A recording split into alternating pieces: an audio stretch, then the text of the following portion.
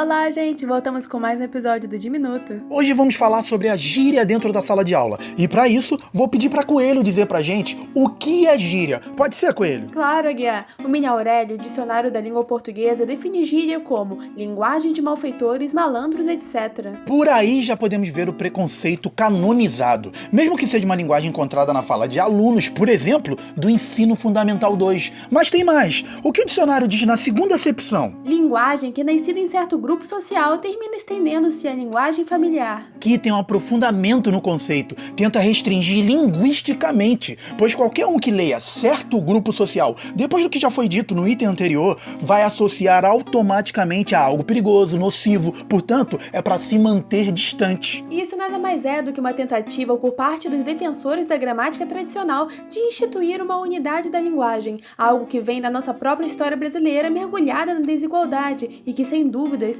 vai classificar as gírias de forma preconceituosa. E isso é tão nítido que até os parâmetros curriculares nacionais confirmam.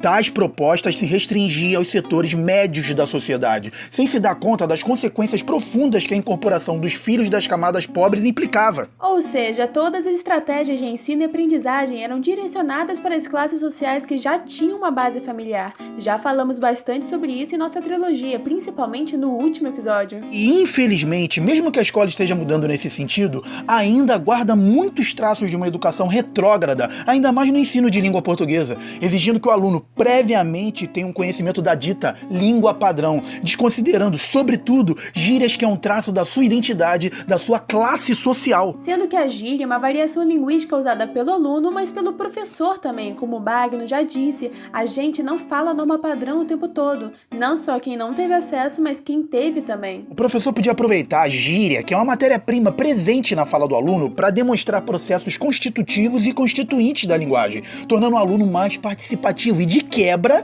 agregando conhecimento pro aluno, pra turma e pro próprio professor. E como se daria isso, Coelho? Imagine, Guiar, um aluno entrando em sala de aula e pondo a mão na barriga ao dizer: pense na talarica que eu tô. O professor pode aproveitar e pôr no quadro a frase para explicar à turma. Primeiramente, talarica quer dizer fome. É uma frase composta por duas orações, uma vez que vemos dois verbos, pense e tô, sendo que tô é o verbo de ligação ao sujeito eu, e funcionando como predicativo do sujeito, temos na talarica. Pense como isso não ia trazer os alunos para dentro do ensino que os põe, juntamente com suas linguagens, no centro da aprendizagem. O problema é que ainda persiste um tradicionalismo que tem como ideia central que tudo que é oralidade é incongruente, sem lógica, negando assim que o aluno seja inserido na construção do próprio conhecimento. Falta a esses professores o conhecimento do que Marcuse já dizia a esse respeito, quando ressaltava que a passagem da fala para a escrita não é a passagem do caos para a ordem, é a passagem de uma ordem para outra ordem.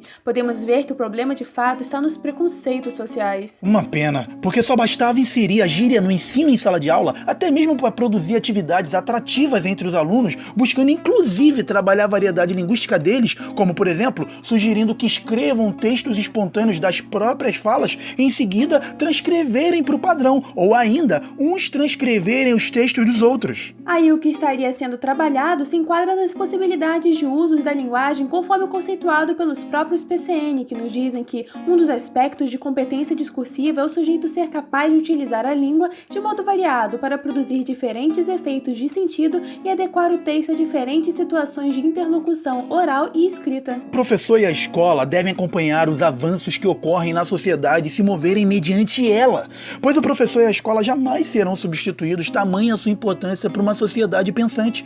O que se propõe são inovações que acompanhem as mudanças linguísticas, visto que os alunos se encontram nestas enquanto sociedade, em casa, na rua, com os amigos, etc. Deve-se compartilhar com Castilho a afirmação de que a aula de gramática deve implicar numa atuação participante de professor e alunos, movidos pelo desejo da descoberta científica. Portanto, são complementares um ao outro e não substituições. Um ensino que impõe, limita a capacidade construtiva do aluno em formular seus próprios questionamentos, causando uma deficiência notória na formação do indivíduo. E paramos por aqui, esperando que tenha curtido tanto quanto a gente. Já pedindo para deixar seu like e compartilhar com todos. Nos vemos no próximo Diminuto. Tchau, gente! E não deixe de se inscrever, acionar o sininho e assistir aos outros vídeos daqui do canal. E como eu sempre digo, um abraço nada diminuto. Tchau!